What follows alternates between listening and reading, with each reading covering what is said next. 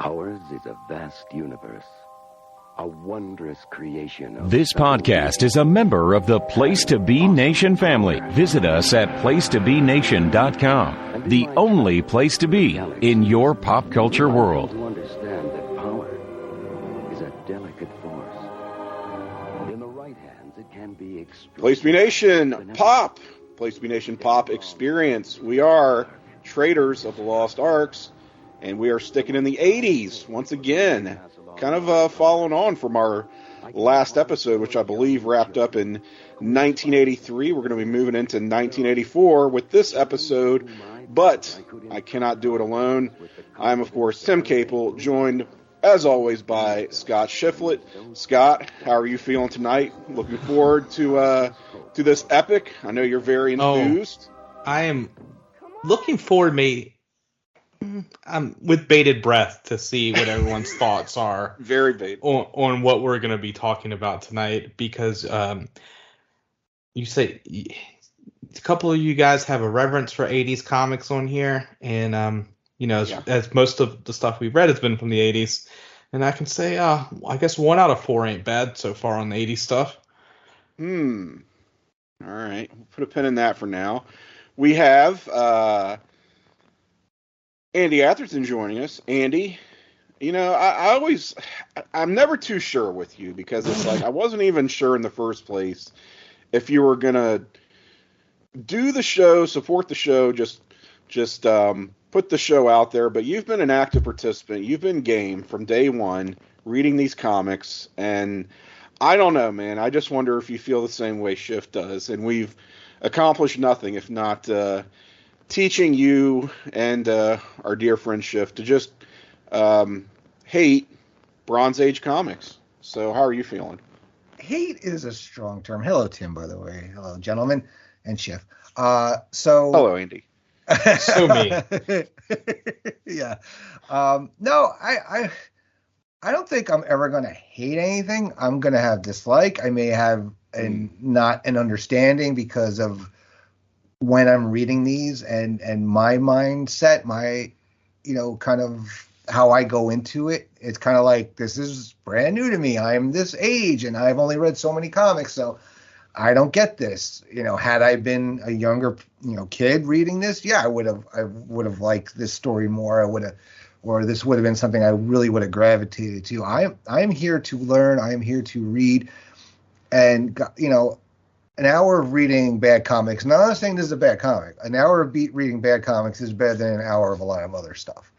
So I'm here to have fun and to be in the presence and to learn and to participate and get pushed into something that I've always wanted to do, but now I have a reason to do it. And I do enjoy the process of this and the reading and trying to understand where you guys are coming from to see why you love it so much, and I kind of get it. So I'm just happy to be along for the ride. That's what I'm saying in a very long-winded way.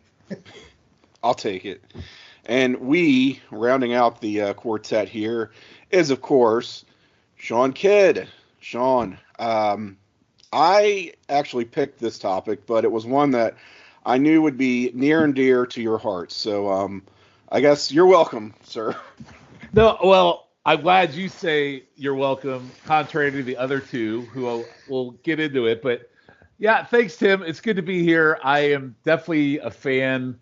Well, I was a fan of this, what we're going to talk about tonight, when I was a child. I was 11 years old when it came out. And I might share why I have such a reverence for it a little bit later. Might touch a little bit of an emotional piece of people's heart when I share it as to why I like it so much. So, maybe a little bit of a spin from a Sean standpoint that most people wouldn't expect. So we'll see. Okay. Well, what did we pick? Well, as it says on the tin, this is Power Pack, specifically Power Pack issues 1 through 5 of their first and longest volume.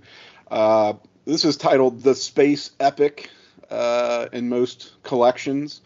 So publication dates here these are issues cover dated August through December of 1984.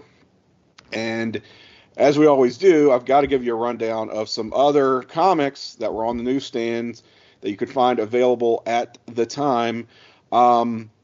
This is a lengthy list, and I'm not even sure I'm going to go through everything I wrote down.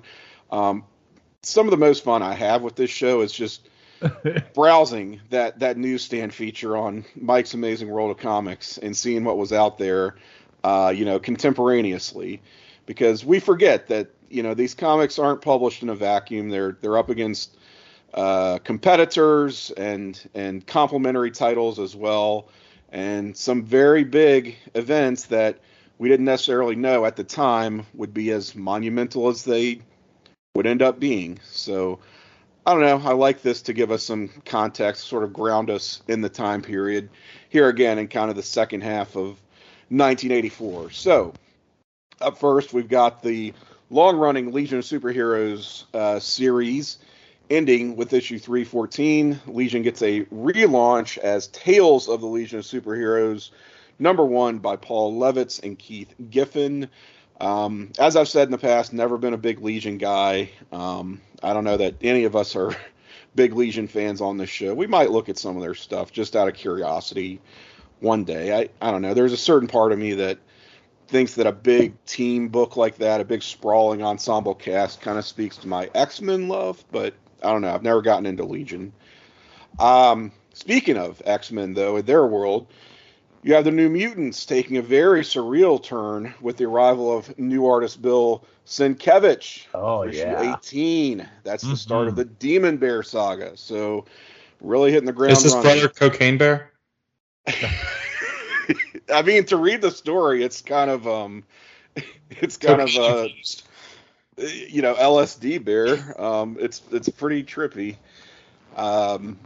That's one that I can't say it's not exactly a lost arc. I mean, it's a pretty famous story, but and the New Mutants movie is loosely based on that comics, by the way. It is. Yeah. Were you the only people to watch it? I was going to say I haven't actually watched. I've seen parts of it, but not I have watched it. It's loosely based on that comic, but that whole run of his is pretty trippy, to be honest with you. Pretty trippy. It's wild. Yeah, it's wild. We get a new Teen Titans #1 with the start of the very acclaimed Wolfman and Perez collaboration on that series. Mm-hmm. Andy, here's one near and dear to your heart. Transformers #1 launching. Some regular series. I thought you were going to say Hair Bear Bunch #1. Well, we've got some more Andy love in here coming up. So all right. Bear with me. And West Coast Avengers #1. This one for you, Sean. Yeah, that's right. Yes. So so Transformers and West Coast Avenger, those actually kicked off with a pair of 4-issue limited series before they would get ongoing. So these are the first issues of the limited series for those titles. DC getting a big milestone, and this one's for me, guys, just for me only, and you can't say anything bad about it. Superman #400. Moving on. He said volume, you can't say anything, son. I did. I cleared my throat. I'll take it. The first volume of What If is canceled with issue 47. It will be back. What was the last one? Number 47. What was the What If? Yeah, I was wondering, what is the last What If? What if Superman was good? Oh, you son of a bitch. How dare you? Damn. Just for the record, it was not me. I'm just saying. Sorry. He doesn't even believe that, folks. I mean, he's Tim's 100% right. I just saw my opportunity and took it. Yeah, he just took it. What an asshole. So I'm stalling here as I look up. That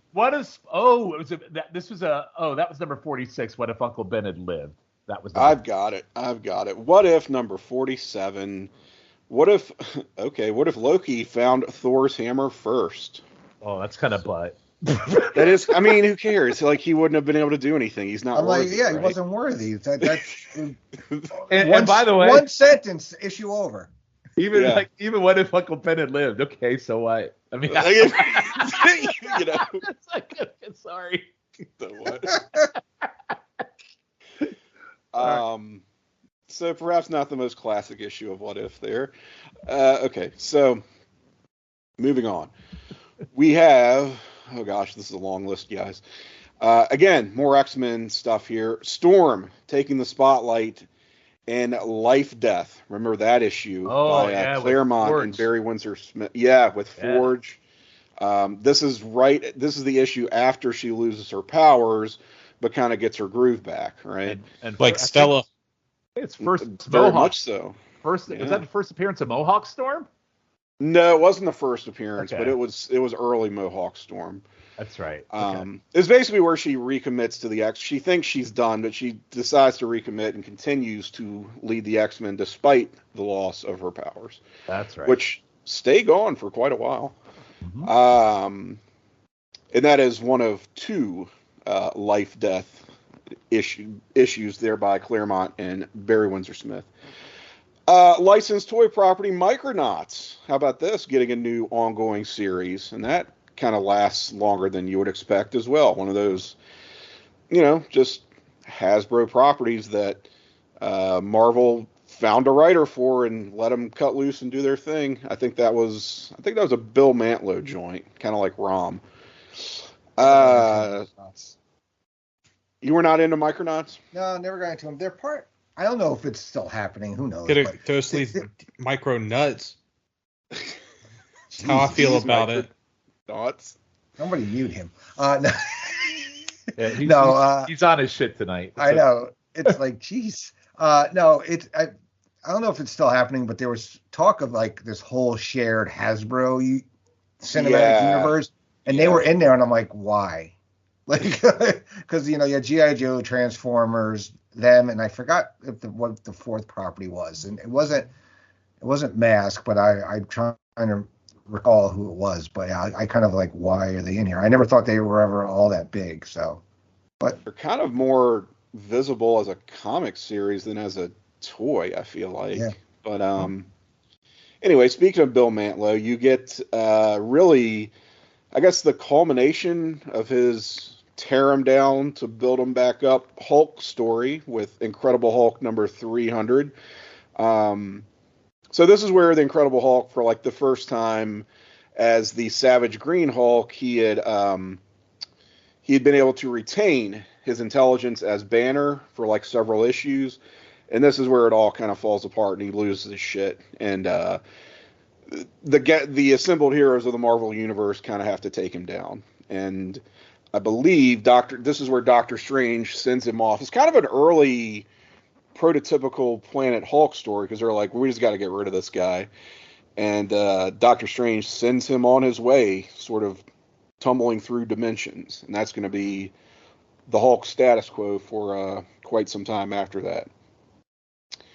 Okay, so getting away from Marvel and DC, we have Wally Wood's Thunder Agents. I don't know that you guys are familiar with this, but basically it was a Silver Age superhero team that was canceled in the late 60s, gets dusted off, published by Deluxe Comics, revived here. The only reason it's notable is it just has a murderer's row of just awesome artists on board here. Like, you had George Perez, you had Jerry Ordway, you had Keith Giffen, like a lot of really, really notable artists of the day working on this, who I guess were fans of it, but they ran into some copyright problems, I believe. They thought it was in the public domain, but it really wasn't, so it kind of just doesn't go anywhere. Okay, so a sequel now. Kitty Pryde and Wolverine, number 1. So that's sort of following on from the Wolverine solo limited series by Claremont and Miller from a few years earlier. The Rocketeer special edition number 1 from Eclipse. I don't know if we have any Rocketeer fans, but Dave Stevens did some pretty great work on that book. I kind of like that movie from the early 90s. Never saw it. It's sort of... You never saw it at all, really? Is that a Disney movie? Yeah. Yeah, I never saw it. No. It is. It's on the Disney Plus. Is it on Disney Plus? I believe it is, yeah. I mean, it's something... I've seen parts of it. I can't remember if I've seen it all the way through, but... it's very... So it's directed by Joe Johnston, who did the first Captain America, the First Avenger. So it kind of has that feel. I mean, it's another World War II kind of story. So I'll have to check it out. But it's a little, whimsical and romantic and fun. It's good. You know what it is? It's kind of like people who love, like, it's similar to how people love the Iron Giant. Yes. That's similar, like, kind of following to it. Like, if you grew up and you love the Iron Giant, I mean, I like it. I like the Iron Giant. I don't, I wasn't little when I saw it. So, yeah, and it is on the Disney Plus, by the way. I just double checked. Awesome. All right, so we get the origin revealed of Spider-Man's new black costume in Secret Wars, easy for me to say, number 8. So the costume had already appeared, right? The way that Secret Wars worked is all the heroes step into this portal basically at the end of one comic, and then the next month they step out, and it's like, boy, was that an adventure. And the entire Secret Wars 12-issue series, which is told over the course of a year, happens just between issues. And so a lot of folks come out of this rather changed, and we don't know why. We're told you have to read Secret Wars to find out why the Hulk has a cane now, and why Spider-Man's costume is now different, and why Colossus and Kitty Pryde have split up. So all these changes are going to be revealed in due course, and we're up to issue 8 now with Secret Wars. We find out where that black costume comes from. Beauty and the Beast is another Marvel Limited series. It's not what you would think. It's the oddball pairing of Dazzler and Beast. You have to keep in mind. So ridiculous as it sounds. You have to keep in mind, Dazzler has a solo ongoing series right now. I don't think it's very long for the world at this point. Beast is a member of the New Defenders. So they're not even really associated with the X-Men at this point. So it's not even like it's an X-Men series. It doesn't really tie. I mean, there's mutant stuff involved, but it has like no bearing on X-Men continuity whatsoever. Do most of the X-Men characters have one-off something? Like, is there anybody that never got it, or ones that got more than others? I'm trying to think obviously Wolverine and shit, so. Right. I mean, of the major characters, I don't think there's anyone who hasn't at least had like a limited series. Cannonball? Yeah, I mean, even Iceman is on this list. One. He's coming up. Yeah. By the way, I underrated, love that limited series because it was so dumb. It's so dumb. It's so dumb. Oh my god. The demon name. Yeah. Jesus. Yep. We've got another milestone here, another anniversary. Captain America number 300. Captain America versus the Red Skull to the death.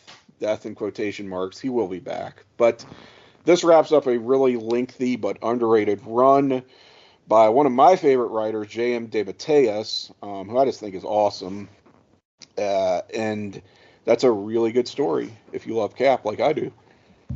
So getting back to the DC side of tracks here, we've got The Trial of the Flash, beginning in Flash number 340.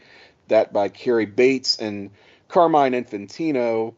I have it down here because it's the story that it's ultimately going to set the Flash up for his send-off in Crisis on Infinite Earths. Like, this is the last main storyline in that Flash solo series. For Barry Allen? For Barry Allen, exactly. That's pretty interesting. What was he on trial for? I don't know. I've never read this. I've heard, it's one of those I've heard of it, and it gets talked about by people who are big Flash heads, but I've never read it myself. I'm just not a Barry Allen guy. But this is like, apparently it kind of leaves the character with no place to go at the end of it. So you had to figure they knew that this was the end of the road for him. Because it's one of those, oh crap, we can't really come back from this kind of stories. Yeah, and he was gone until the 90s. like the late 90s. Barry Allen. Oh, he was gone. I mean, they would bring him back for like little for special stories here and there, but it was always like a temporary. He would go away again at the end of it. But it wasn't until like Flash Rebirth, where he becomes like the main Flash again. And that was shit. That was even after Green Lantern Rebirth. That was Jeff Johns, wasn't it? Let me double check. It sure was. Yep. My man single-handedly brought back the characters. He's done some good work revitalizing characters that you would have thought were unusable or extremely radioactive. So Hawkman being another one. Okay, continuing here. We're almost done, guys. Okay, so you get the Iceman 4-issue limited series. That's also by JMD, Sean. And Alan Kupperberg, who was associated with Suicide Squad and Peacemaker as an artist. All right, Andy, this one's for you, my friend. Marvel launching its Star Comics imprint. That's aimed at children. So, that's right your hand Barbara love. Right up Andy's alley. Pretty much, yeah. But I bring this up because they launched it with an adaptation of The Muppets Take Manhattan. Oh, Okay? They did. I need to find that. I think it's a 3-issue deal that they do. Well, I think they had a Muppet Babies comic, too. They sure did. Yeah. Star Comics had a Muppet Babies comic. Mm-hmm. I'm hoping we'll do a Muppet Babies episode of the Cartoon Pod at some point. Somebody's got to pick it eventually, right? Or I'm going to damn it will it on somebody. I'm surprised you're supportive. Sign me up for I'm that surprised you're supportive of Muppet Babies, Andy, because most like old school Muppet heads. Muppet heads. Yes. They're not into Muppet Babies because that's the cheap cash in, right? Yeah, I mean, look, it was based off one scene in the Muppets Take Manhattan, but the cartoon was fun. They basically did a lot of parodies and everything like that, and it was what it was. It was like, for me, it was like a nice change of pace from like G.I. Joe and Transformers, all that stuff. I'm like, oh, look at this goofy thing of this property I love that I'm gonna watch it and enjoy it. That's all. So that's the Star Comics imprint. Sitting rather far afield of that would be the Epic, I should say, Comics imprint. That's sort of Marvel's creator-owned little experiment. And that's continuing to make waves with some debuts here in 1984. You've got Time Spirits, Crash Ryan, and the Sisterhood of Steel. I have read none of these. Wow. But, sounds made up. It does sound made up, but I am assured that they exist. I've seen their covers, at least. And Marvel just continuing to pump out those limited series. We've already named several. But rounding things out here with Prince Namor, the Submariner, and Machine Man. And I had no knowledge of this 1984 Submariner limited series. So, but I did read Machine Man. Did you read Machine Man? I did. Yes. Do you like that character? I've always been rather. No, but I did read the mini series was fascinating, but I'm not really that into the character. Yeah, and this is not Kirby, Kirby created the character, but this limited series is not him. It's just continuing the character. It was more about me just being like limited series for me at this time period where I was just very into the whole limited series concept. They were a big deal. Yeah. That's why I listed basically all the. They sound so throwaway, and a lot of them are, but I know that those were a big deal for Marvel at the time. 80s, 83, 85 specifically, it was a very big deal. So even Iceman, as dumb as it is. Probably one of the dumbest limited series I've ever read in my life. Yes. So I'll have to do that one day, certainly. Mm-hmm. All right. So we're talking Power Pack, and we're doing Power Pack 1 through 5. Let me give you the creative team before we dive into it here. We're going to have writer Louise Simonson on all 5 issues. This is a pretty solid creative team, by the way. Very Penciler June Brigman on issues 1 through 4. Has to step away for issue 5, where we get Mary Wiltshire. Inker Bob Wyacek for all 5 issues. Letterer Joe Rosen, colorist Glennis Ween, editor Carl Potts, and editor-in-chief, we know him well, Jim Shooter. So, I think that's the most consistent creative team we've had. Can we get the fuck away from Jim Shooter? We can never get away from Jim Shooter. Why would we want to get away from the great? I'm gonna start burning shit like they burned his stuff. They burned him in effigy, not his stuff. I have to see that video. I know someone has it. Send it to me. I'm putting this out there into the world. And we'll review that. Okay. So I guess I should say, why did I pick this? Oh my God, I thought Sean picked it.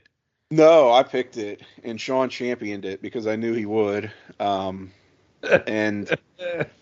I don't know. I guess I don't know that I love this series as much as Sean. I just know that we talk about it a lot, and I knew that at least he would be on board for it if no one else would be.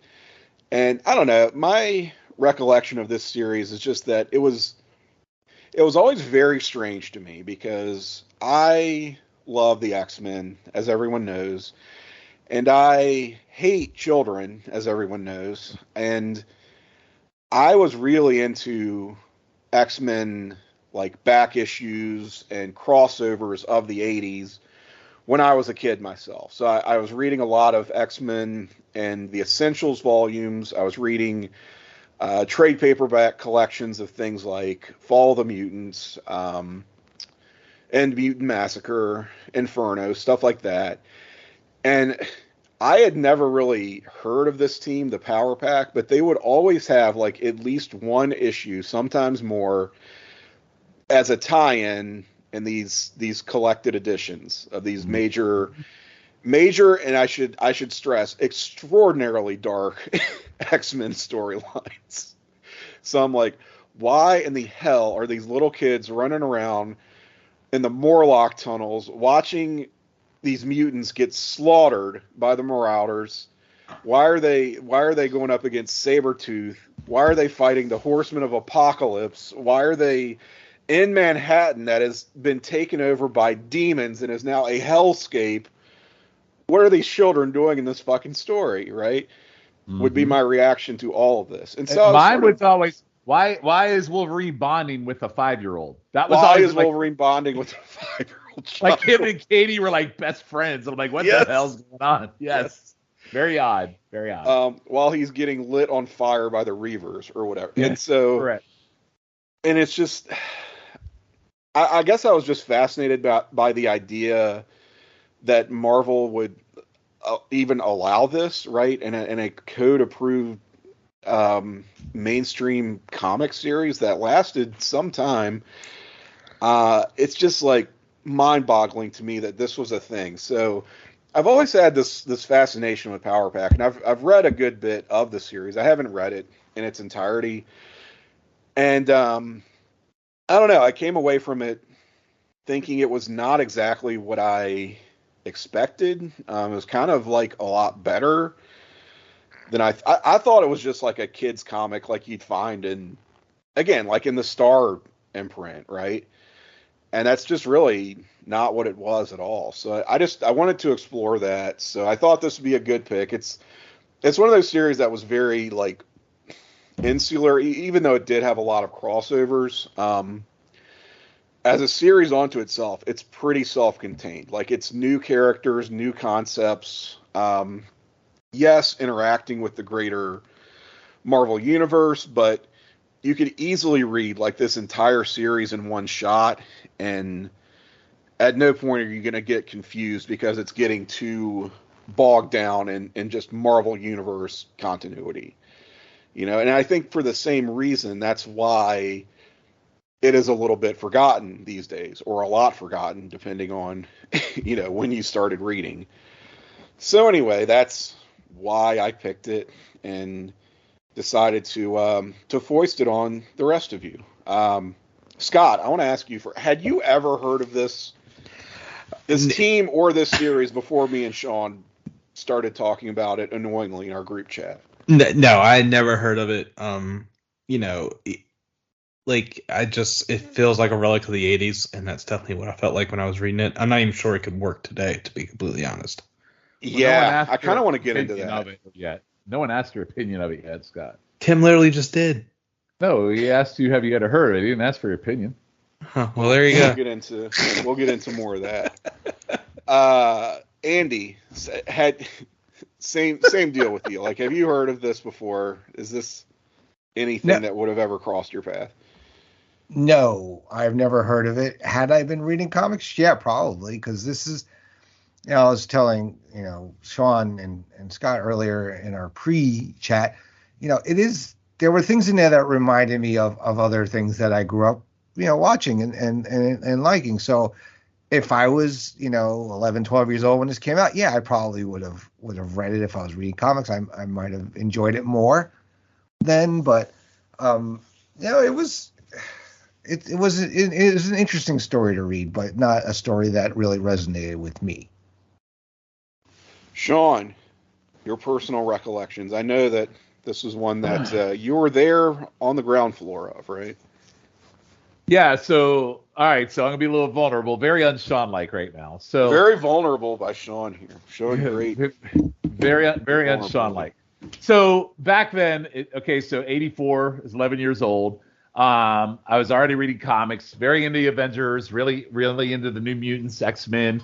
And the thing about this comic was they were advertising this comic in an advertisement, like one page, just with the art. And I think the most of it was, I think I remember it's like they're like standing there, and it's just like this one page advertisement they would do in the comic saying, "Hey, coming this day." Yeah, and it was really like just stood out to me. And I will tell you, one of the things that got me into comics, and one of the things that kept me going was, and again, I think I've mentioned this on other pods, but not to a certain level of degree, is I was bullied like something badly at this point in time. I was very overweight, very like didn't have a whole lot of friends, and comics was kind of my out. And I remember seeing this, comic, and these kids, like, they look very, young. Some of them look my age, and I was like, this looks like a cool comic. I want to check it out. And I remember picking up and reading this first issue, and I didn't have like brothers and sisters that lived with me or anything, and I was reading it, and it just, I don't know, this resonated. Like, for me, it's like, okay, the Starks are the bullies. And then here's this family of kids. Their parents have been attacked. And as an 11-year-old kid, it just resonated with me, and it hooked me immediately. And it's just, again, that's just, comics was my escape at the time. And this one at the time resonated with me specifically because, one, I didn't have brothers and sisters. Two, the family thing wasn't that great for me. And then the Snarks just resonated. Yeah, Snarks, or whatever they're fucking called. I guess that's what they're called. Snarks say it in a weird way. Yeah, so it just resonated with me, and kind of like, I guess you put it into real life, and I put it into that fashion.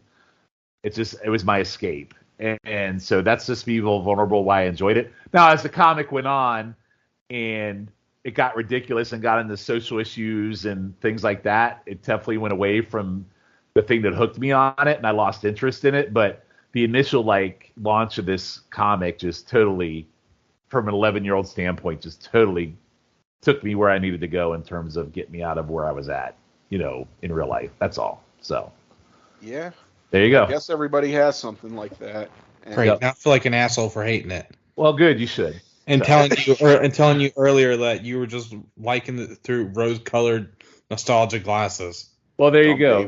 There you go. Shit. There you go. Well, Power Pack's dumb babies. Well, not to bring it down, but hey, I was being vulnerable, and I just wanted to share. There you go. So vulnerable, and you just shot him through the heart. Well, just like I wish that little girl would have got shot through the heart, but she somehow repelled him. So, all right. So how did this whole thing come about? It all goes back to our beloved editor-in-chief, Jim Shooter, bless his heart. He was strongly encouraging his editors to write in-house for Marvel. To say nothing for, I don't know, the conflict of interest that may have been. I think that would have just been, he saw it as being easier from a managerial standpoint, right? Just have, in-house staff writers. They're already on the payroll. We don't have to go outside the company to find these people. That was kind of his attitude. And Louise Simonson was one of those longtime editors. She was longtime editor of X-Men for Chris Claremont, and she had kind of been pushing back on that policy because her attitude was, I have a job and I do not want to take a job away from a working creator by saying I'm going to now write for this company. There are people who need those jobs and I'm not going to step on their toes. So, and she kind of had the clout to get away with that, being as tenured as she was. But at a certain point, her workload was reduced by just an influx of new hires who were new to Marvel, new to the editorial staff. And so she did start to explore the possibility of just a brand new concept in comics that would not reduce the available work for an existing writer. So rather than taking over a series that already existed, she's like, what if I create something brand new? And so she came up with the idea for this preteen superhero team. So it would not be written down necessarily to a younger audience, but it would have the natural appeal to younger readers that you could get a pretty wide audience on board, potentially. And Jim Shooter really liked the sound of that. So he gave it the green light, and June Brigman was brought in as the series artist. That's due to her knack for drawing children. Mm-hmm. Now, June Brigman was very new to the comic scene. She had always loved drawing growing up. She pursued art academically, but she says that what really honed her craft was spending the summer as a pastel portrait artist at Six Flags over Georgia. So she's basically having to spend her days drawing families multiple times a day, every single day, and she just got really good at that. She was featured in DC's New Talent Showcase in 1984. She had illustrated just a 10-page backup strip in Savage Sword of Conan issue 100 for Marvel. So that's how she kind of got on their radar. Simonson was pretty impressed with her and said, hey, looking for an artist for this brand new series. You're good at drawing kids and families. This is a kids and family kind of book. So what do you say? So they're off and running. And the publication history of this series is kind of fraught, I would say. It's reasonably long-lasting, goes from 1984 to 1991. There is also, Sean, I know you'll enjoy this, a Power Pack Spider-Man team-up one-shot that was published really early in the run. Like, it looks like it would have been coming out like alongside their first or second issue. Number 2 and number 3, June 84. Yeah. Yeah, it was commissioned by the National Committee for the Prevention of Child Abuse. So this is one of those PSA comics that were sort of all the rage in the 80s. It's just a one shot. But you can imagine what that kind of entails. I can't tell that it's been reprinted anywhere, so I don't know that we would ever be able to find this and judge it on its merits, but kind of interesting in the early publication history of Power Pack. You're also going to get a 1989 graphic novel, Cloak and Dagger and Power Pack Shelter from the Storm. That's by Bill Mantlo and Sal Velluto. It's focused on like teen homelessness and teen runaways. Again, kind of a hot topic of the time period. That's late into the run. Series lasts 62 regular issues. There's no annuals, oddly enough. I don't know why this book did not merit any annuals along the way, because it just seems like you could have done 5 or 6 at least with a run like that. I thought so too. I thought maybe it was because at some point it went bi-monthly. And I thought a lot of books did. Yeah, but I guess they had enough of a run where they could have. I mean, before they went bi-monthly, they could have. But it is odd they never did an annual. I agree. That was weird. Yeah. There is a holiday special that was released in 1991. I've actually read this because I have a thing where I like reading holiday and Christmas themed comics, especially from Marvel, no matter how trivial. So it's actually kind of a big story in like the lore of this team, because it reunites the original creators, Simonson and Brigman, and it really just takes the characters back to basics. So they had been left in kind of a weird state at the end of the initial series run. Not to get into all that, but like their powers have been kind of mixed up. Alex was transformed into a horse-like alien with no explanation. So they kind of walk all that back. Mm-hmm. And it seemed like it would be the setup for maybe a new continuing series, but nothing ever comes of it. Alex does reappear later in the 90s as a member of the New Warriors briefly. And Power Pack themselves get a 4-issue limited series in the year 2000 that I don't think has been read by anybody. I remember this coming out. I remember thinking, oh, Power Pack, they're trying to do this again. But, again, nothing comes of it. Mm-hmm. I think more contemporary readers would be familiar with these characters through a series of limited series that have been published since 2005. They're all like little team-ups between Power Pack and much more popular characters. It's an all-ages line with a very distinctive look, and these are outside of, mainstream Marvel continuity. You would see Julie Power in Volume 2 of The Runaways, kind of a cult favorite title that sort of lasted longer than anybody would expect. She was in a spin-off team originally called Excelsior and then called the Loners, which they were a support group for former or reformed child superheroes. That was the concept. And they got a 6-issue limited series in 2007 spinning out of The Runaways. Alex would join, again for you, Sean, the FF spinoff, the Future Foundation. So kind of a God. Jesus. Kind of a think tank for superpowered kids, I guess. Boring. Julie would go on to join Avengers Academy, and all the siblings would reunite with them in the Future Foundation later on. So, Power Pack, I guess, can be found today in the Jonathan Hickman concept, the Future Foundation. It looks like there have been a couple of one-shots in recent years. There was like a hypothetical issue 63 published in 2019. That was part of the Marvel Legacy Initiative. I didn't read it. I don't know exactly what it entails, but it does exist. And then in 2020, there was another one-shot with the team. So, our principal writer, Louise Simonson, she's going to handle the first 33 issues of this series. The remainder are done by a rotation of writers.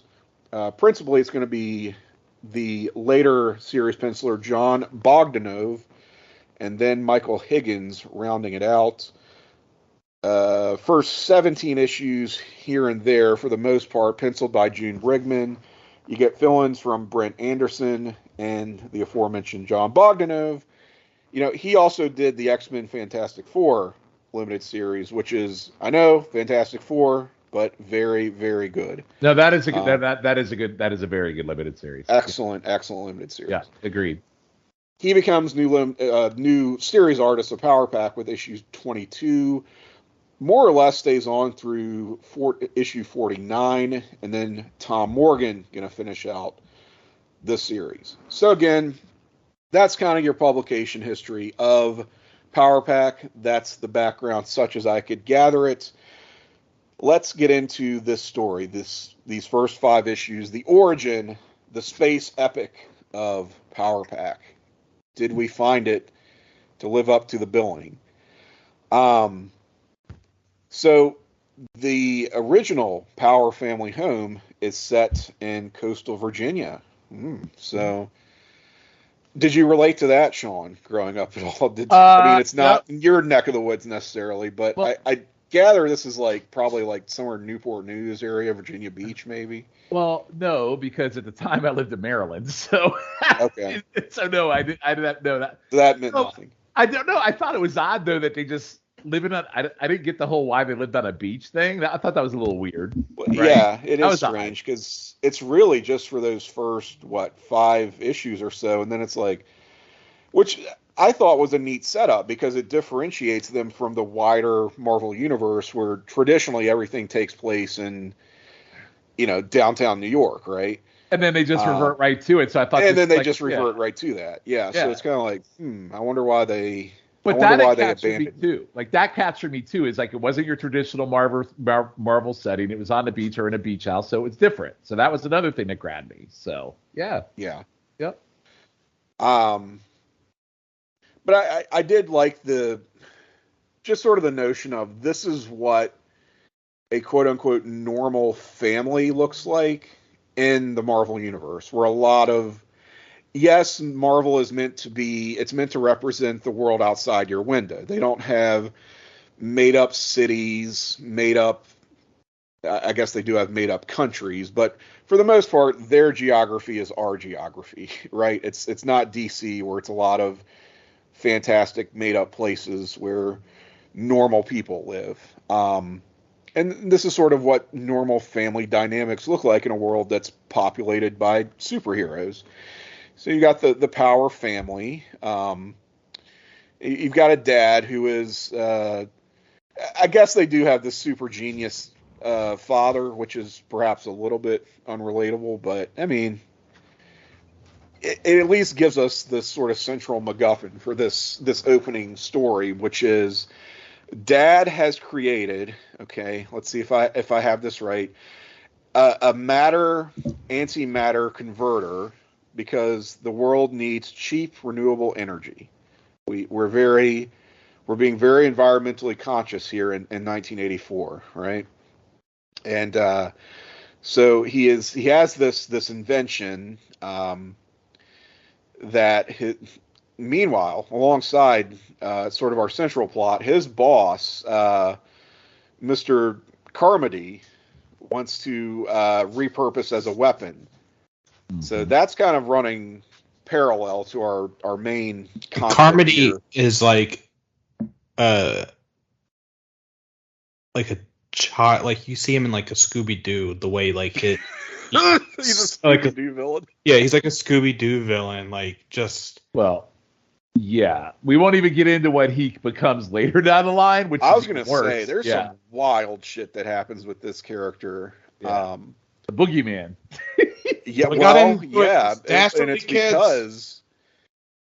it's because of the New Mutants, right? Magic. Mm-hmm. Doesn't she throw his ass in limbo and is like, "Fuck you, buddy," basically? Yes. Because he turns into this raving anti-mutant bigot, Yep. And the New Mutants were a little bit more hardcore than Power Pack, so he ends up getting his, but then coming back in a pretty significant way. And I didn't remember him being a presence in this series that early on. I thought he was kind of a later antagonist, but yeah, he steps into the forefront really in issue 5, and it's like, oh, he's really, we're running with this that early in the book. But anyway, the I guess extraterrestrials, warring species that we have never seen before in Marvel Comics, known as the Chimelians. I say Chimelians. I used to call them chameleons, but chameleons makes more sense, I think. Yeah, I was doing Chimelin. Yeah. Chimelians, who are these sort of horse-like white aliens. They're pretty hard to distinguish from one another, I find. But I guess it was kind of cool at the time. I thought it was kind of cool in theory how they looked, to be honest. Yeah, I mean they're a neat design. I do like that design aesthetical, and I like their villains, the evil snarks. Mm-hmm. The lizards. I call them the lizards, the very reptilian snarks, and the Queen Mother. That I love the Queen Mother. I love the Queen Mother. They drink wine and eat bananas. And Sure the chameleons eat blue sawdust. blue sawdust. Yes. Oh no, I think they snort it. That's probably true. Perhaps they snorted actually. Maybe yes. Through their giant horse. That's what they were snorting to make up this shit. All right, goddamn. Giant horse now. Hey, yeah. So here's the first part that I'll bring up that I could. Okay, so I did say there are some things in this pre-recording that I could even though as much love as I have for it, I could point some stuff out. So Tim, you made a great point of in the entire Marvel universe, these have never even brought up. So we have the Krees, the Skrulls, we have Shi'ar. The Shi'ar, we have Thanos, Badoon, we have the Brood, and never in the history of Marvel we just randomly have these warring factions that nobody in the entire universe have ever heard of. So that's number one right there. So that's number one thing I'll shit on coming out of this. And I'll go. Well, and plus the Snarks, aren't they? I mean, they're kind of the same thing as the Brood, right? Or the Badoon, these reptilian looking things that they're not quite as hardcore as the Brood, but they sort of. And they're kind of fundamentally stupid. As we go. Well, they are. Yeah. Anyway, yes. I guess that's sort of necessary though, because if you did have some really badass evil galactic empire who's coming into conflict with these kids, essentially, it's a bad look for them to get their asses handed to them. And I mean, the Snarks kind of do get their asses handed to them. But it's all by Three Stooges type of bullshit. It is, yeah. They make a point that, the kids kind of get lucky on a lot of occasions here. Yeah. And it's because the Snarks are not prepared to deal with useless. Them. And they're kind of not so great in their own right. These are not. I would say these are not the best people of the Snark, which Snark is a loose translation of the actual name of this alien race that we are told is unpronounceable by and Whitey, human. Who so let's talk about Whitey, who loves Alice in Wonderland. That's right. Even says before he gets killed, when he's able to hold him back, that he loves science and reading. He's not much of a fighter, and he has him on the ropes. So these people aren't big threats. Yeah, Whitey was a lover. Whitey was a lover, not a fighter. Whitey is Alfre Whitey Whitemane of the Chameleons, and let's face it, he is super OP because. Mm-hmm. He has all of the powers that will be bestowed upon the 4 power children. And so for a guy who tends to shy away from combat situations, he's ultra powerful. And I think, they do make the point of establishing when he does. So he's injured in a battle, a spaceship battle, essentially, with the Snarks, crash lands on Earth, outside of the Power family home, and he is dying. He is injured so badly that we're told he will not last the night. He's going to die. In his spaceship Friday, by the way. And his smart ship. His smart ship, yes. Sentient spaceship called Friday, which by smart ship, it can literally talk and interact with our other characters. It seems to have a personality. It's got feelings, and it got hurt. Yes, it gets its feelings hurt at one point. This, by the way, Louise Simonson is going to lift this directly for her run on X Factor. You remember Apocalypse's ship? Yep. Was it named Thursday? No, it was just named Ship. I just kept thinking of Treasure Island. It's just named Ship, and it pretty much is exactly the same as Friday, where it has a personality. It starts out as Apocalypse's ship, and then X Factor basically liberate Ship from Apocalypse, and that's what becomes their new headquarters. So I don't know, Louise Simonson wrote that story in like 87, 88, thereabouts. So you could tell, like, she's like, I got some good material here to mine and power pack that I'm just going to use elsewhere. The ship's name was Ship. That's like Dudley Do-Right's horse was named Horse. It all goes back to cartoon, me guys. Sorry, I gotta play to my strengths. You do have to play to your strengths, yes. And Louise Simonson was playing the hits here. So yeah, so Friday with Whitey into crash lands. Whitey is dying in a last ditch attempt to offer some resistance against the Snarks, who are after the matter antimatter conversion device. The plans, I think. I think they were after the plans initially, right? Well, yes, they're after the blueprint because they don't know that it actually exists yet. Because they also stole it off of the computer, which that's how they found out about it. They were able to look at it, and then they were coming to steal the blueprints. It's like, why not just nuke this house from orbit? Which, number two, the $5 million antimatter, whatever bullshit that is already created, but nobody knows it exists. Like, this is kind of, what are we doing? I mean, it bears a. Sorry, go ahead, Tim. No, go ahead.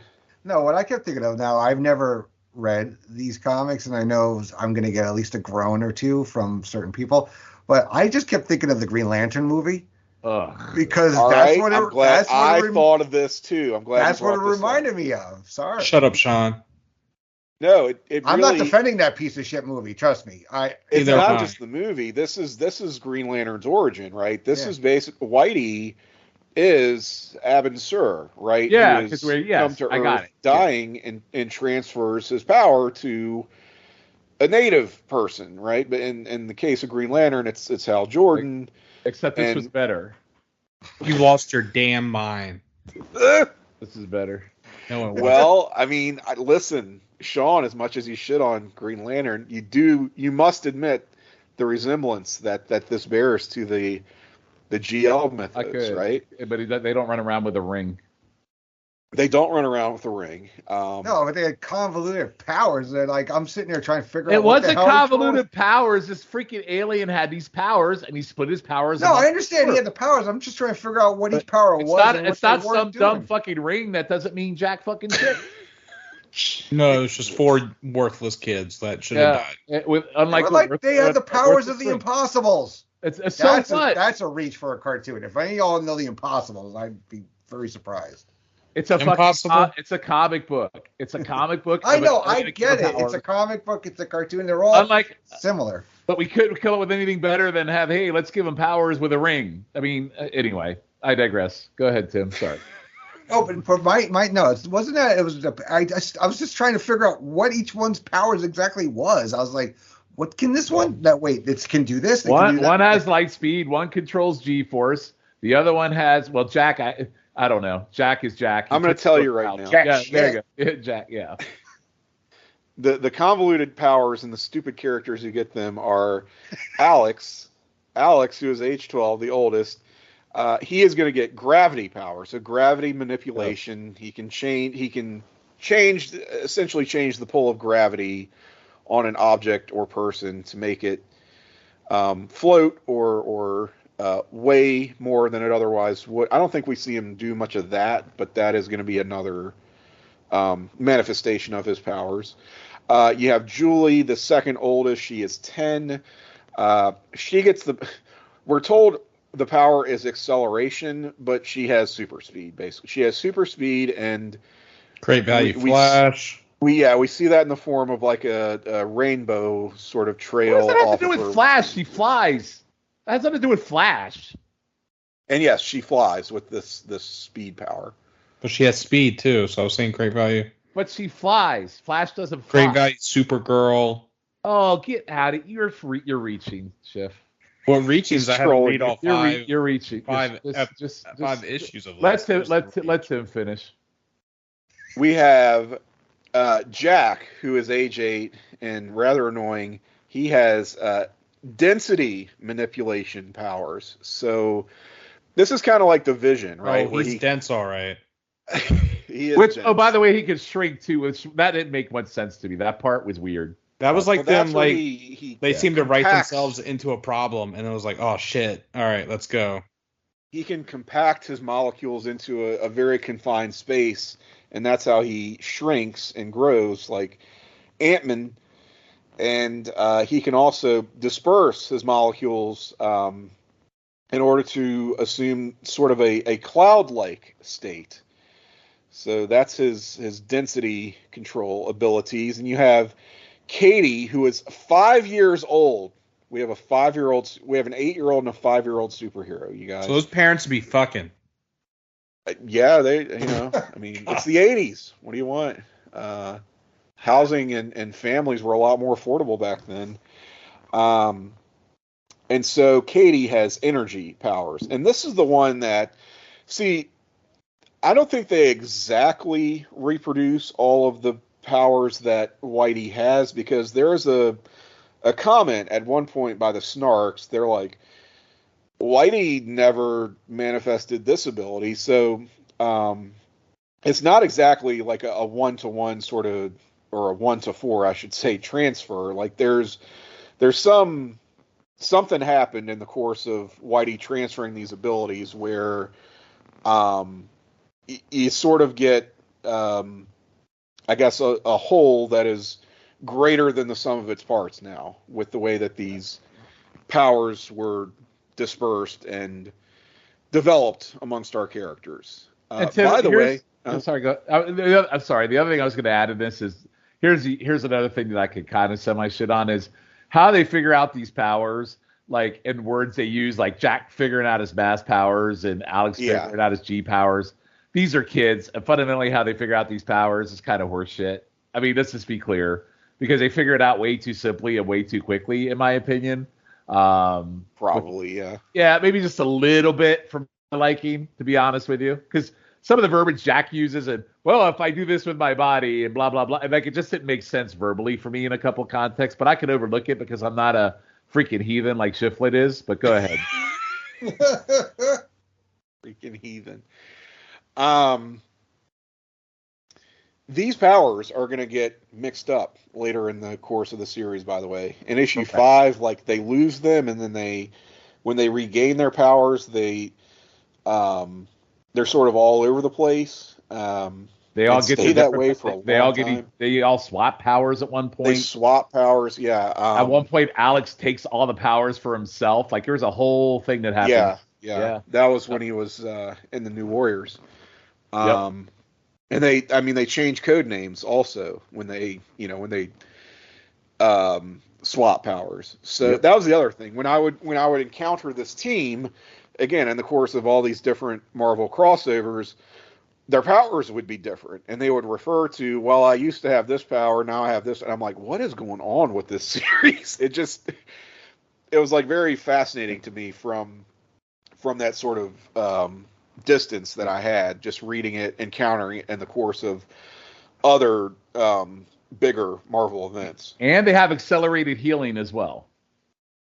Yeah, which that doesn't really get explicitly developed, but no, it does not. It becomes clear with the broken arm. Julie's broken arm. With the broken arm. Yeah, Julie, she's injured at one point in this fight with the Snarks, gets her arm broken, and then, at the end, which is only like, a couple days, only a couple days passed in the course of this story, it's practically healed. Yeah. So they do apparently have some accelerated healing. All of them do. It's not just that's not just a manifestation of her speed powers, right? Like that's something that all of them have, I believe. So again, it's a pretty straightforward story, I would say. It doesn't take too many twists and turns. You have to keep in mind, Louise Simonson is primarily an editor. I don't know if it's the first, comics work she has done as a writer. It may very well be, since she was so adamant about, not taking on that role for so long. But it will lead to greater things for her when she, again, takes over X Factor, early in that series run, and then New Mutants as well, which makes a lot of sense because, she wrote this team of preteen superheroes. Why not a team of teenage superheroes, right? And by that point, she has, stepped away from Power Pack.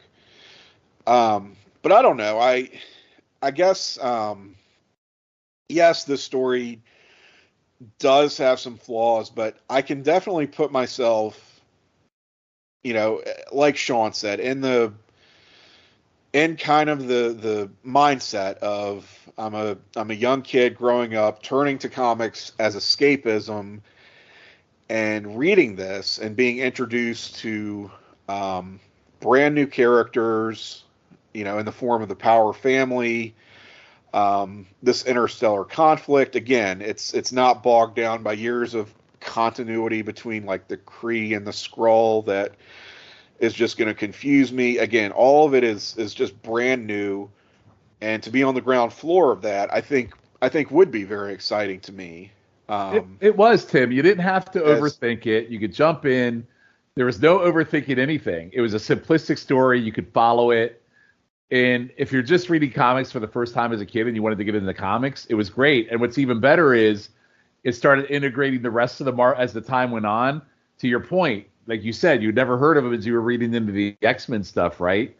Yeah. Over time, it started. If you had never read comics before and you just started reading with Power Pack, it started integrating the rest of the Marvel universe into their storylines, which got you integrated into Marvel as a whole.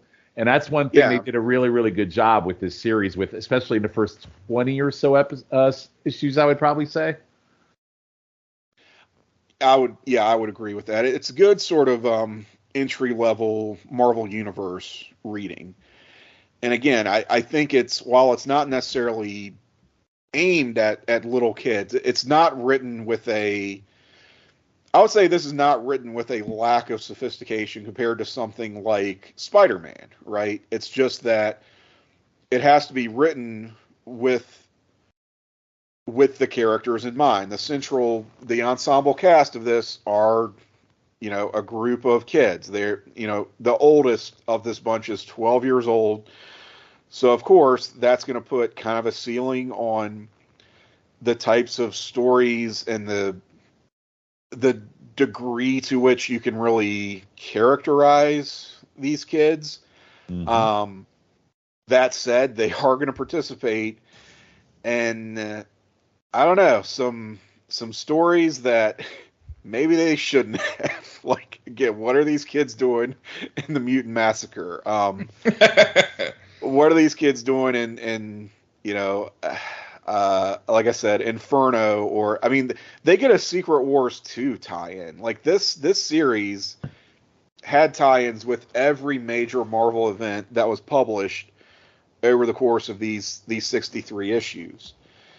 Yeah. And so they're involved in some violent stuff, Tim. Like, even in this, very violent. The Starks are like grabbing Julie's arm. She passes out. She slams into the hall. Yeah, she breaks her arm. Into the hall. Like, these Starks are like carving. He's like shooting at them. It's not like this is a kid's book. He's shooting at them with bullets and wants to kill them because he thinks that they are mutants. Like he just assumes kill them. He's just like he doesn't give no fucks. It's just like it's not like he goes to Henry Gyrick, who is like the main anti-mutant bureaucrat of the Marvel Universe, and tells Gyrick, look, these kids broke into my lab. I know that they're I know who they are. They're the children of my employee, and they had these incredible powers. They must be mutants. And even Gyrick is saying, there's no way. For what you said, they're too young. Don't worry about it. He's like, that's right. Yeah. He's like, well, we've got this way of detecting mutants, but I'm telling you right now, they're not, and you just need to let this go. Like, even Gyrick is telling this guy to back off of it, and he won't, right? So that's how you know a guy who's a bigger prick than Henry Gyrick is a pretty big deal. Like, Gyrick is the only established I guess, established Marvel character that really appears in the course of this, right? Now that I think about it, these first 5 issues, we'd never seen the Snarks before, the Chameleons, or the Power family. So it's really just Gyrick, where I guess that's what tips you off. Okay, this is set, in the mainstream Marvel universe, because he was, for years and years, the Avengers security liaison. But anyway, we get this story. We establish the origin of the characters. I like that issue 5 serves as just sort of an epilogue, where it's the team getting back to space. It's establishing this is going to be now that the central opening salvo is behind us. Here's what's going to be the status quo of this series, which is the kids being costumed superheroes, but keeping their identities a secret from their parents, which they're able to do through some kind of ropey plotting, right? Conveniently, do the parents ever find out? Yes. They yeah. do. They do, and then they forget. The mom goes Yeah. insane. I mean, there's some dumb shit. I mean, there's some really dumb shit that comes in future. Yeah. Yeah. Like, eventually they do, like, reveal themselves. Hey, we're power packed, basically, to their parents. The parents cannot deal with that knowledge. It's go insane, as Sean alluded to. And so then they they end up walking it back. They basically wipe their parents' minds and make them forget that they ever did this. And mainly that was because the kids revealing their identities to the parents, that was very unpopular with readers. And it's just like, all right, we got to put the toothpaste back in the tube here. But then they do it again, and it's sort of like the same deal happens where parents go insane. And I think they even explain that, like, the Chameleons did something to where if the parents ever gained the knowledge that their kids were these superheroes, then they would become comatose. Like, it was like some kind of weird post-hypnotic suggestion or something that was meant to protect them from ever having this. It got weird, right? And then the Fantastic Four involved. Franklin Richards became a member. Richards. His name was Tattletale. Tattletale. Yes. Jesus Christ. Yeah. And sounds like butt. Well, it was. And honestly, when he got involved, that's really where I started losing interest. That's where you got out, because because it went away from the narrative of the Power family, and they had to integrate. It lost its luster for me. Started to go downhill from there for me. So yeah, he was like the special guest star who started taking over the show, right? He was the Urkel. He was. Yeah, he's Urkel. Yeah. So, like, now it is an interesting plot of, like, a family getting superpowers, because we even saw an ABC TV show in the early 2000s with Michael Chiklis in it, where they get, like, superpowers and everything. I can't remember the name of the show. I don't know. I want to say No Ordinary Family. Is that what it was called? That is correct. That sounds right. Where did I pull that out of? We're the only three to four people that know it. Impressive as hell, though. Wow. All that useless information. Useless knowledge. Yeah. But it is an interesting concept. I just think, like, maybe age the kids up, like, or maybe just have 2 kids have it instead of 4, because with the 4 kids, it just seems like there's too much. I had a hard time remembering these little bastards' names, and then see, I had zero issue with that. I didn't find a problem with that at all.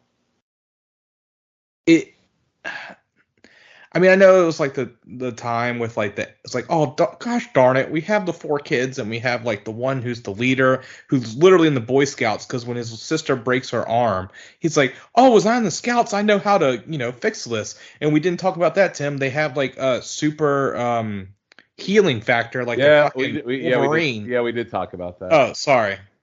And by the way, he should have been in the Boy Scouts. That's what kids did back then, Schiff.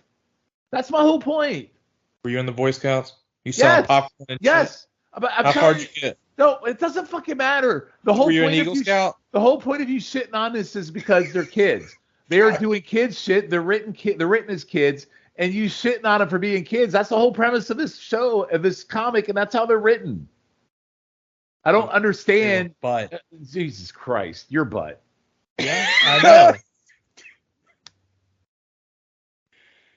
would say, did you become an Eagle Scout? I don't know. Maybe if this was written in 2001 or 2002, maybe you would have appreciated it more. But anyway. No, I wouldn't have. All right, Tim, go on. You're so angry. I'm not angry. I'm angry because you Sounds can't like you're fathom. both angry. Well, no, I am angry because you just can't understand or fathom.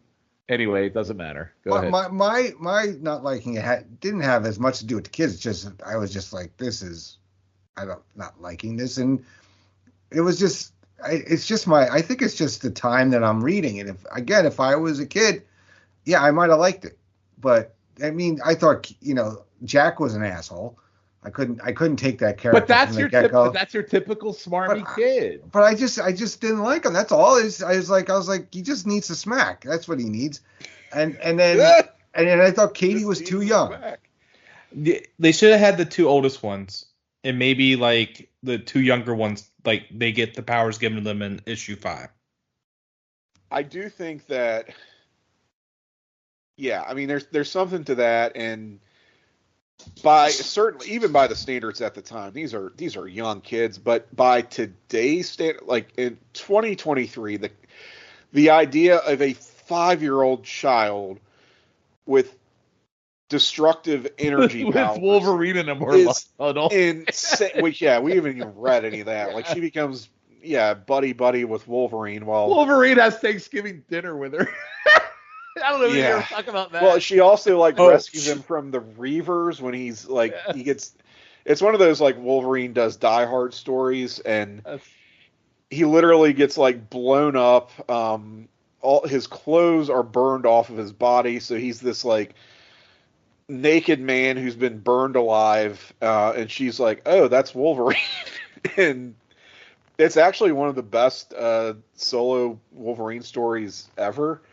That I'm going to try to make us read somehow. She doesn't really play that large of a part in it, but just again, the fact that she's present at all as a 5-year-old child, and most of their interactions consist of Wolverine going, "Okay, close your eyes. You can't see this. You can't. Nope. Just close your eyes. Don't look." And so a 5-year-old child who is a superhero with destructive energy powers. I don't know. I'm not a parent, you guys. Some of you are.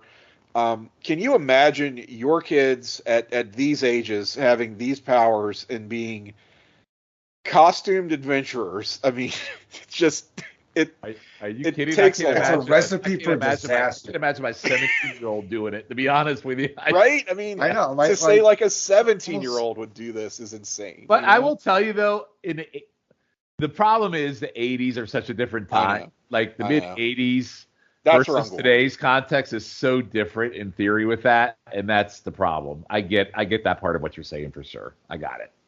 Yeah, so it kind of makes the kids come off, the way they're written, it's like they're almost necessarily written to seem like they're older than would be suggested by their actual ages as they are given in the comic. And that's kind of where I was going with how they talked about their powers and how they acclimated too quick. And almost like they were written to, that's kind of where I was going with that. Yeah, it was only I thought this was like a multi-day thing. It was only 4 days you find out total, and these kids have basically mastered their powers. Right. And they've also gone several days without eating and without I like supervision. how they bring up how they're always hungry, which I did enjoy that. Yeah. Which I totally get. That's what kids would do, and the 5-year-old is literally throwing fits, throwing tantrums. And her tooth is falling out. Yeah, she's too focused on her tooth, which is a little young, I think. Brings up the dumbest thing ever, where she gives the tooth to Whitey's dad, and then Whitey, I love you, Grandpa. I love you, Grandpa. Viral. Love you, Grandpa. Whitey's dad is like, "Oh, you are my grandkids now," and she's like, "Have my tooth," and he gives her a fucking coin with his name on it or with his picture on it. So I guess is that how they communicate with them?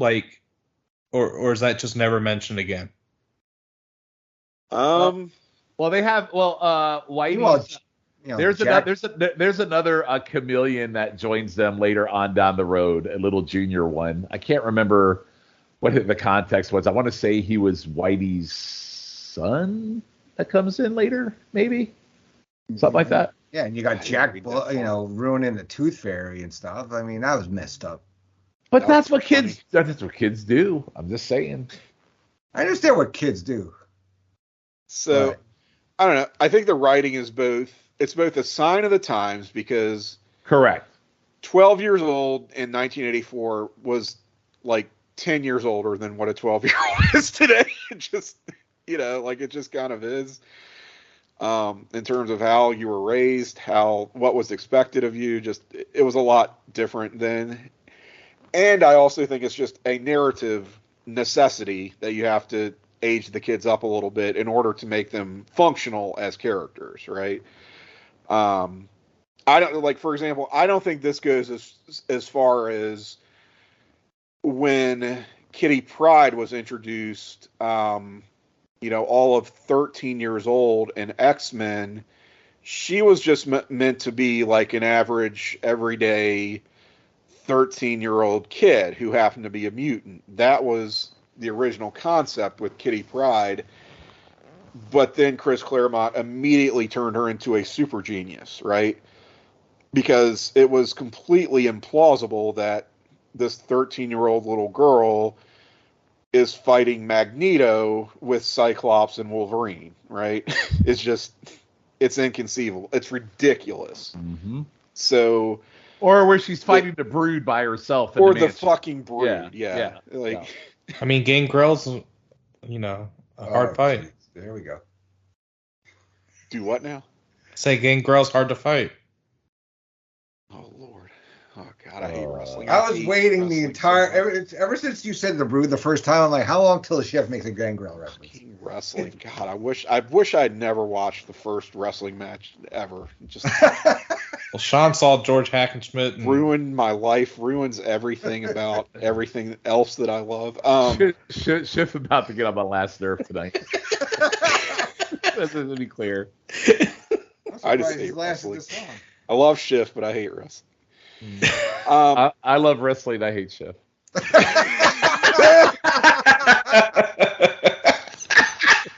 about right. Sir. Look what Power Pack has done to this group. Anyway, it's divided us. It's divided us completely. We're like still the love Power you, Children. I'm messing with you. We're quarreling like the Power Children here. You big dumb baby. Sean's the 12-year-old one. I'm either the little girl or I'm Julie over here trying to keep the peace. You're No, you're Jack. You're Jack stirring the shit. You're being the asshole. Andy is the baby who this is just all new to him, and he doesn't quite know what to make of it. Yeah, I did. So. Yeah. I'm just we've lost control. We have lost control, but there's something else we do need to talk about. That is, Power Pack adjacent. The TV show. And there is a TV movie for some reason. The pilot. And no, it is not some forgotten Hulu project from 2014 or something. This was from what year was it? 1990? 91? 91 or 92? 91. Yeah, Again. 91.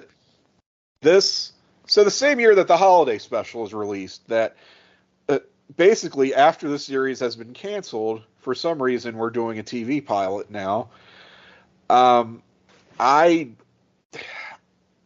didn't know this thing existed up until a couple of years ago. I've watched some of it. I couldn't finish the whole thing. I couldn't. It is absolute garbage. Like yeah, awful. I don't know how to describe it. It really bears very little resemblance to the comic. It's more of a haunted house mystery Scooby-Doo in live action with kids, little kids. And I'm trying to think of what to even compare it to, and I'm like, my first thought is to say Erie, Indiana, but then everyone's going to go, "What the fuck is Erie, Indiana?" Because that I was is going to not a say reference. like a rhyming episode of Goosebumps. Yeah, that's probably a better. Sean, you're getting back on my good side. Yeah, I mean that's what I mean. I could It's easily more been, like a random episode of Goosebumps. It Yeah. really is. yeah, something like that. Yep. One of those would have been on Fox, like or a Saturday morning cartoons, but it's a live action. I think the pilot was made for Fox. I think You know it how was bad made- you have to well, be for 1991 Fox to turn you down? That's another great point. That's very true. Yes. Yeah. Jesus. Network that aired Whoops. And Duck Factory, right? Mm-hmm. That wasn't the end. That wasn't that bad. That wasn't that bad. I've never seen it. It just sounds terrible. It had some funny parts to it. Whoops was a sitcom about the 8 people that are left on Earth after a nuclear bomb goes up. Yes. Yes. But you can find this piece of shit on YouTube in its entirety. It's not in any way really obscure or buried. And there's my very favorite comics YouTuber, Comics Tropes, with Chris. He does a review. He suffered through this for our pleasure. So you can find that on YouTube as well. Just look for Comics Tropes Power Pack, and you'll get a pretty amusing rundown of this piece of shit. But And Tim, there's so much Power Pack stuff out there. Like there's a whole podcast like out there about all Power Pack. I'm like, holy shit. Like when we did research for this, I couldn't believe how much Power Pack stuff there is out there. yeah, more than you would expect, right? Yeah, it's crazy. Absolutely crazy. So I know it's a very divisive story. I did not expect it to be this Um, divisive. I didn't either. I'm shocked and I'm stunned at some of the reactions tonight. But, Shocked and stunned and disappointed, right? a little disappointed. I think some people are not open to certain things, and that's what my discovery is coming out of this show tonight. So. Wow. Wow. Right. I see. I think some I people are love that very we into their determined- own time frames. They're just into their own time frames and not open to other things, and that's how I feel. So, Well, we're I going to just put that love- to the test with our next selection because it's from your time frame as well. Oh boy. yeah, I'm not reading it. Okay. Every time frame is his time frame. Oh, that wasn't me. I don't know why you're picking stuff from my time frame. Sorry, I think you should pick something that you. I'm still waiting for you to pick a Green Lantern story for me to read, and you haven't picked one yet because there isn't a great one to read. So There's many great ones to read. well, good. Then pick one. I just got to mentally prepare myself for it. Okay? I challenge you to find one for the next episode. That's my challenge. I thought I had a good one already picked out, which wasn't Green Lantern, but Green Lantern adjacent. No, I want Green Lantern. Can you cut that, Andy, when you, like... Just cut that out. You want me to do work? Jeez. You're asking Just a save lot. that for me. With that said, I guess getting back to our format sheet, Schiff, would you recommend this story?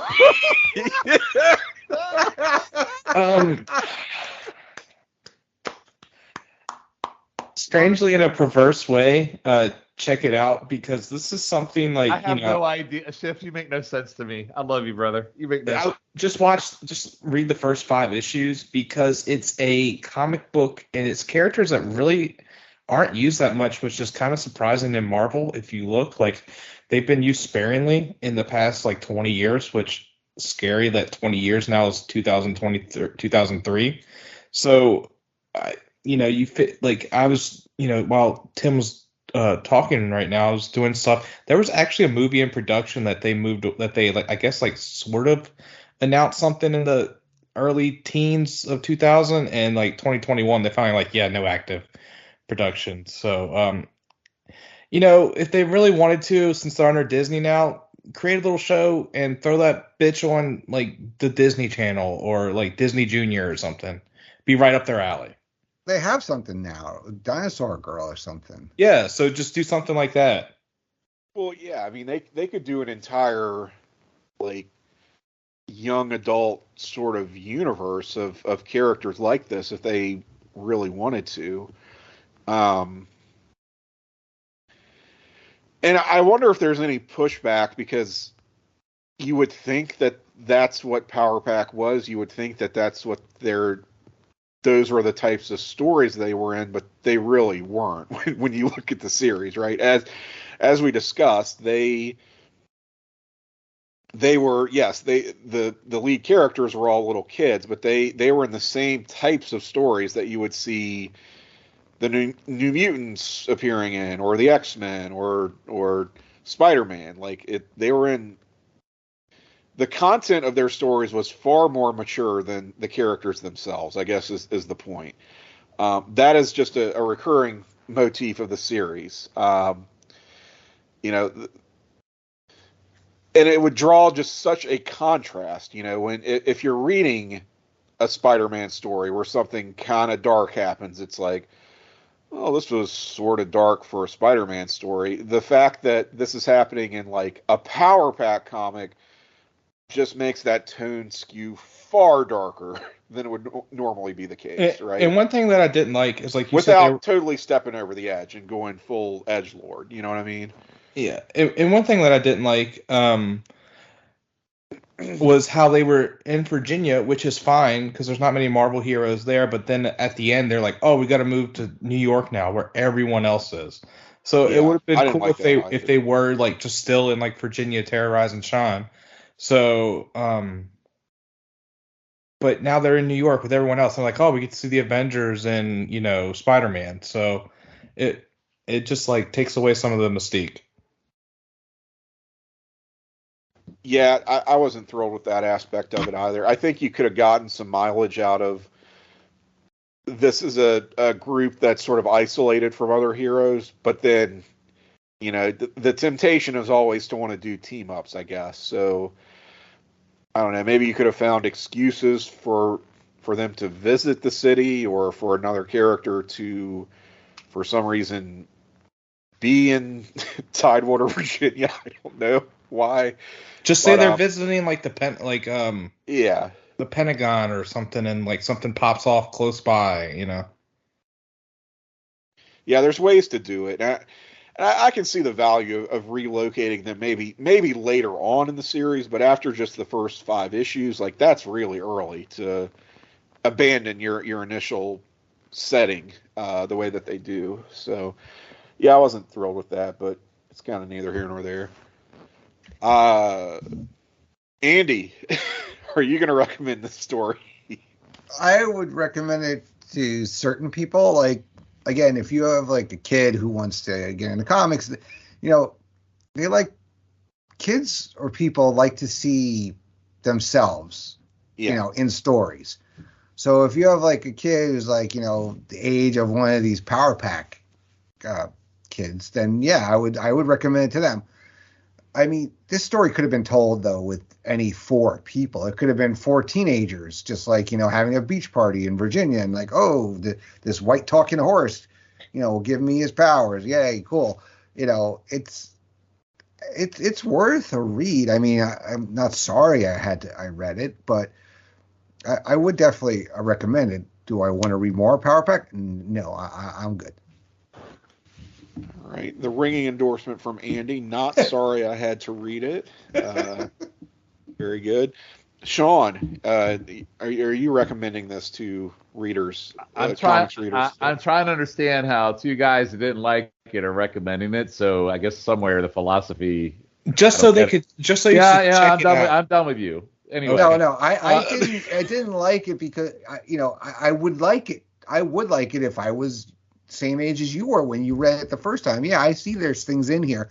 I was thinking like, all these other things that I enjoyed as a kid. I saw elements of that in there. Just for me now, it was like, yeah, it was just, to me, just not understanding their powers and kind of just like, I just didn't vibe. I didn't get into it. That's what it really was for me. All right. So would I recommend it? Yes, because here's why. If as a comics fan, or if you're not a comics fan, to your point, Tim, you could just go into this with no context whatsoever of the Marvel universe, read it, understand it, and just enjoy a read around and not have to understand anything else about Marvel.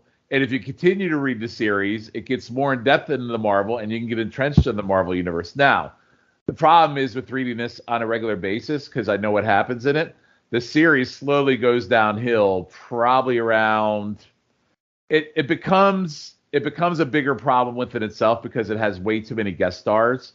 Like, what I really loved about the first 5 issues is it's self-contained, and then to your point, it's like, well, we're gonna leave Virginia, we're gonna go to New York, and once you get to New York, then they have like the very next number 6. Now we have Dragon Man, then we get Spider-Man. Yeah.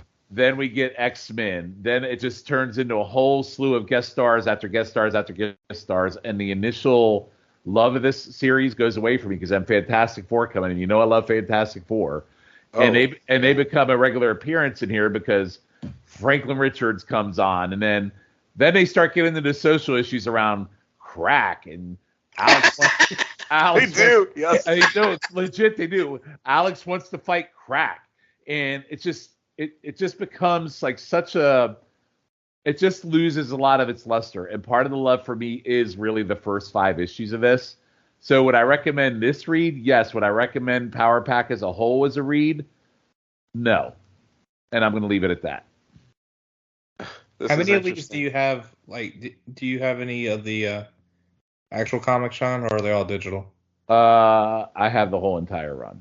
Oh, wow. I have most of it in the form of back issues, only because I would collect again the issues that were part of like a major crossover, and because those crossovers became so frequent, it was like, I've really only got a couple of gaps between Power Pack issues. I might as well just fill those. And yeah, at the time that I bought them, they were like 75 cents in the back issue. Yeah. Then I mean, even the first issue you was could get them at cover price, basically. Issue number 1 was $1, and it was 32 Yeah. pages. Like, and they packed a lot of story in the first 32 pages. They packed a lot in. And honestly, it's just, even as it goes on, the writing gets really bad. The art gets atrocious. Like, there is some really, really bad shit in some of these issues of Power Pack. It's awful. What? I don't think we've said enough about the art. Not to get off the on art, whole thing, the art's amazing. I think the art in these first 5 issues is really wonderful. I think that the first 4, June Brigman really, like, you can see her bona fides as someone who knows how to draw kids and families in a way that, like, a superhero artist of the day would have really, like, this would have come off completely different with like a. Look, all the respect in the world, but like, imagine like a Sal Buscema is drawing this, right? Yes. Like, it would have, like, and Tim, it would not have popped. I should have said that. The other thing that hooked me about this series was the art and the covers, because I even brought up the advertisements they did in the other series. The art caught me, and how the kids were drawn. And the covers on these comics, the drawing in the comics is just so spot on and so good. Like, it's just really, really great. Just great. And I'm not saying, and again, that cuts both ways, right? I'm not saying June Brigman would be the best artist for something like Avengers, but no, it's for niche. this book, she was perfect. Mm-hmm. And it's a shame she hasn't done more comics art. She only does, like, again, these first 17 issues, and there's some fill-ins along the way, right? She was not accustomed to that monthly grind, that having that deadline, that can be really crushing for any regular series artist who really doesn't have that down to a craft. This is something that she had never done before, and it's kind of amazing she was able to be as consistent as she was. I think, if anything, she does go on after Power Pack to do really just a lot of fill-in work for Marvel over the remainder of the 80s into the early 90s, and then gets a Supergirl miniseries at DC, which I guess that would have been the Matrix Supergirl before it was Linda. What was her name? Linda Danvers, not the Peter David series, but the character that appeared in the Death of Superman stuff. She also has done, looks like a Star Wars limited series for Dark Horse. That was reuniting with Louise Simonson. So here and there you will find her work. Do I recommend this? While I do really enjoy these characters and this series as a whole, and I think that these opening 5 issues are really strong, I think you have to. This is going to sound really shitty, but I guess I'm just going to say it. I think I would recommend this to someone who likes 80s comics and gets 80s comics and knows what to expect from an 80s comic. That makes total sense. You know what I mean? Like, you sort of have to, you almost have to take it as a bit of a novelty, where it's like, okay, it was the 80s. I was either there for it, so I enjoy this, or I've read enough of this that I get what it was like and I sort of dig that. You know what I mean? So having said that, I think I would have to be very selective in who I recommend this to. I don't know that I would recommend this to like a kid today, because today's kids are too dumb and too disinterested in things that existed before they were born. There's the shitty thing that I said. Like, I would not, like a 12-year-old who's interested in comics, I would never be like, you should read Power Pack from 1984. Like, come on. I think it's it's a product of its time, and I think people like Schiff can't get into it because of it.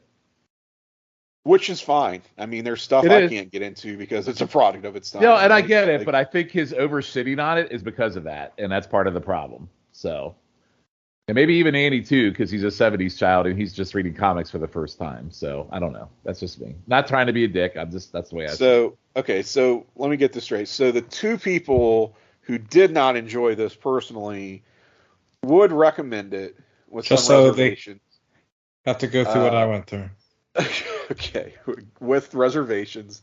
The 2 people who enjoyed it would probably not recommend it, is what I'm hearing.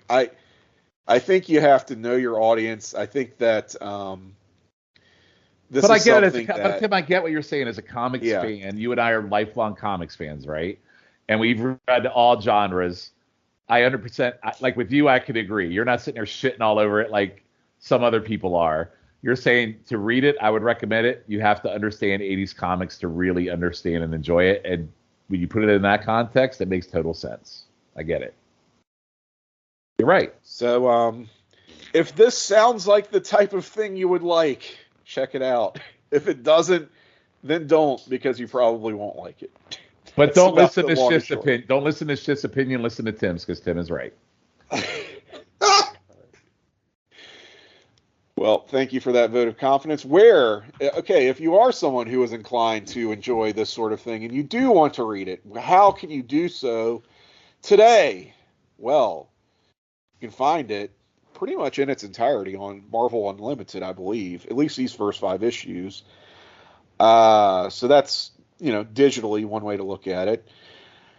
There is 2 actual omnibus editions. If you're a little bit more, if you like that prestige treatment of your physical media, you're a little bit highfalutin. There are 2 volumes, pretty much collecting the entirety of this series. Like, it includes, across those 2 omnibuses, you get, all those first 62 issues plus.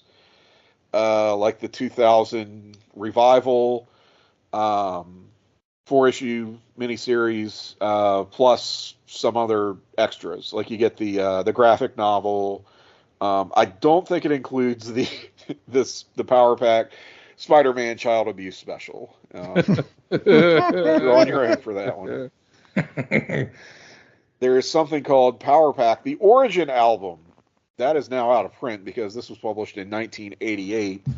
But if you want to track that down, it's the first 4 issues. You can probably find it on eBay pretty cheap. Anyway, you got a lot of options. This one is not really, it's not exactly buried treasure. It's not hard to find. It's just not all that many people are looking for it, I guess. So that's our episode.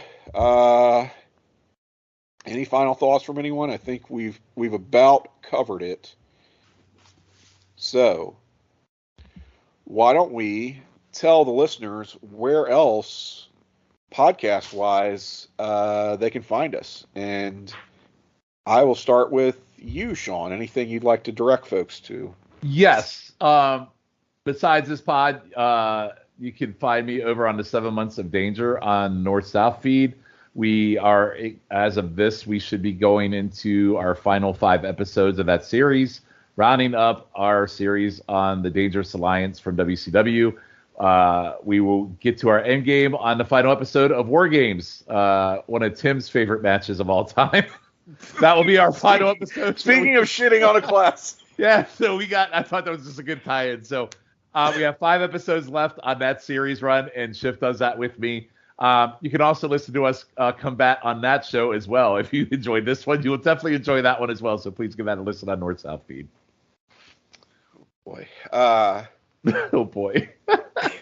Schiff, anything you'd like to direct the folks to? Yeah, on the wrestling feed, I do YouTube Roulette, which it's myself, Jacob, Souza, and Logan, as we do Mystery Science Theater 3000 while watching wrestling matches on YouTube. It's a lot of fun. It was actually the brainchild of Sean Kidd here.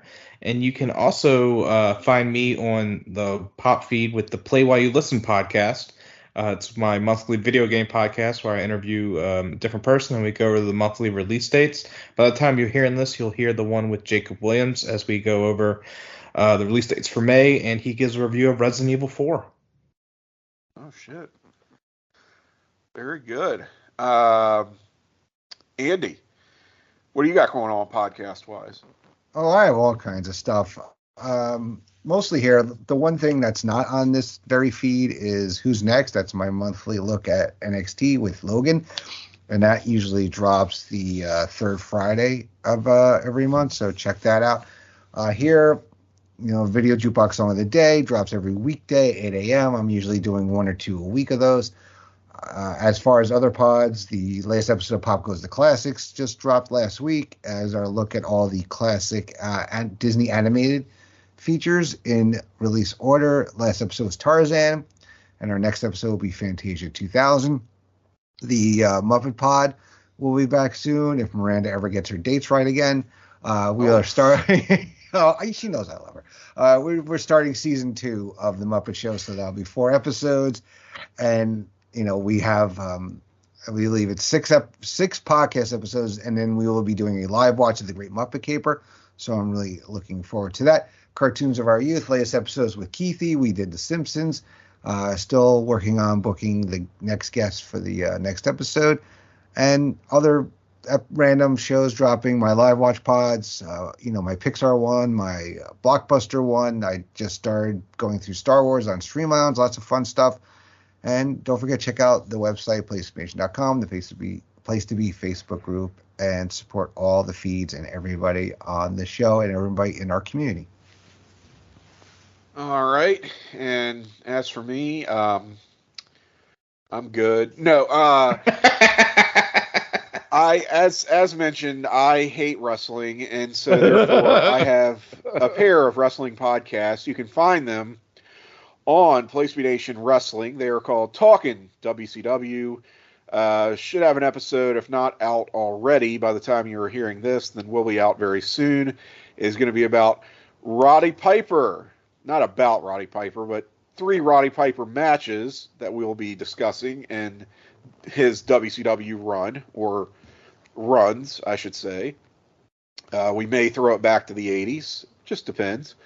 I also do PTB NXT. That is with Jennifer Smith and Jacob Williams, chronicling episodic NXT television across the then WWE network.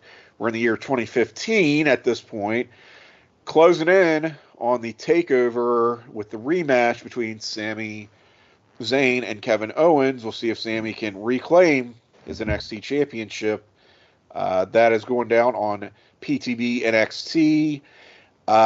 Fans of Beverly Hills 90210 will want to check out 9021 No-So, the podcast that I do with JT Rosero and a special guest each and every episode. Recaps and reviews, episode by episode, of 90210, the OG classic from the early 90s. We just covered a very, very pivotal turning point episode in the second season.